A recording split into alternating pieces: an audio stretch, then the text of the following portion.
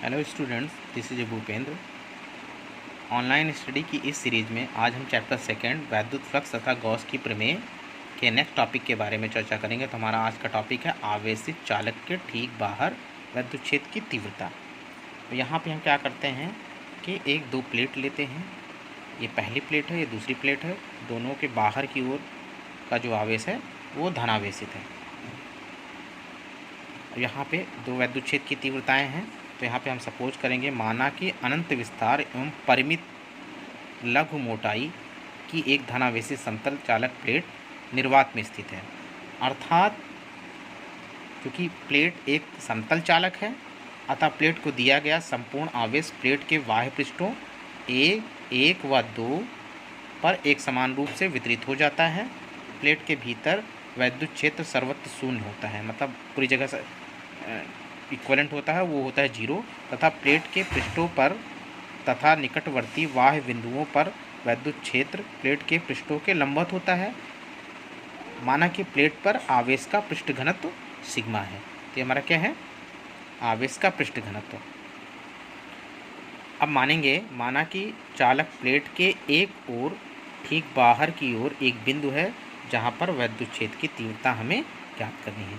क्योंकि प्लेट के भीतर कोई आवेश नहीं है, अतः इस प्लेट को आवेश की दो समतल चादरों फर्स्ट व सेकंड के तुल्य माना जा सकता है।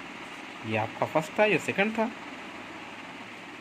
बिंदु P पर चादर 1 के कारण वैद्युत क्षेत्र की तीव्रता E1। अब ये क्या है? E1 इज इक्वलेंट टू, अभी इसके पहले वाले में हमने निकाला था ना, अनंत विस्तार की समतल आवेशित अचालक चादर के निकट वैद्युत क्षेत्र की तीव्रता के व्यंजक उसी के अकॉर्डिंग है। तो E1 is equivalent to sigma upon 2 epsilon naught. ये क्या है? चादर 1 से दूर। इसी प्रकार बिंदु P पर चादर 2 के कारण वैद्युत क्षेत्र की तीव्रता E2 is equivalent to sigma upon 2 epsilon naught, चादर 2 से दूर। अब चूंकि E1 व E2 एक ही दिशा में है, E1 व E2 एक ही दिशा में है, अतः बिंदु P पर दोनों चादरों के कारण परिणामी वैद्युत क्षेत्र की तीव्रता E is equivalent to E1 plus E2।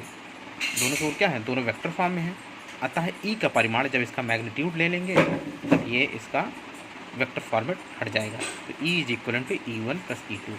Putting the value of E1 and E2, यहाँ पे E1 और E2 की वैल्यू रखेंगे। E1 क्या था? Sigma upon 2 epsilon not.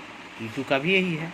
अब यहाँ पे क्योंकि ये क्या है? सेम फॉर्मेट है, तो हो जाएगा 2 epsilon not upon 2 sigma upon 2 epsilon not. 2 से 2 कैंसिल हो जाएगा, तो हो जाएगा सिग्मा अपान एप्सिलॉन नॉट। अतः आवेशित समतल चालक के कारण वैद्युत क्षेत्र की तीव्रता E is equal to sigma upon 2 epsilon not.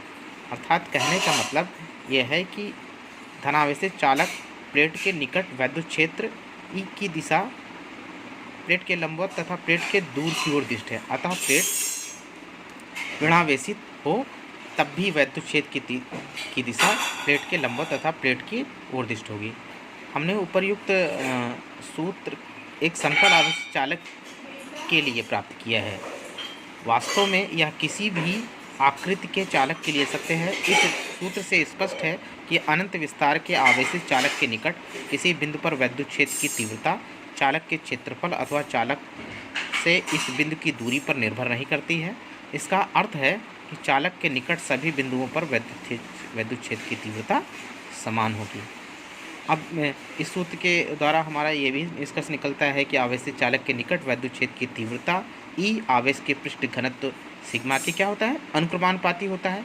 यदि चालक का पृष्ठ किसी स्थान पर नुकीला है तो वहाँ पृष्ठ घनत्व बहुत अधिक होता है।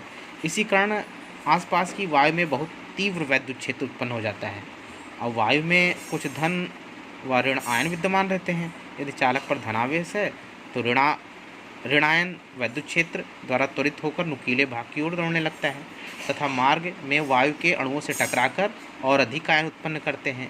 इस प्रकार चालक के नुकीले भाग के आसपास की वायु चालकीय हो जाती है, जिससे चालक बहुत शीघ्र विसर्जित हो जाता है।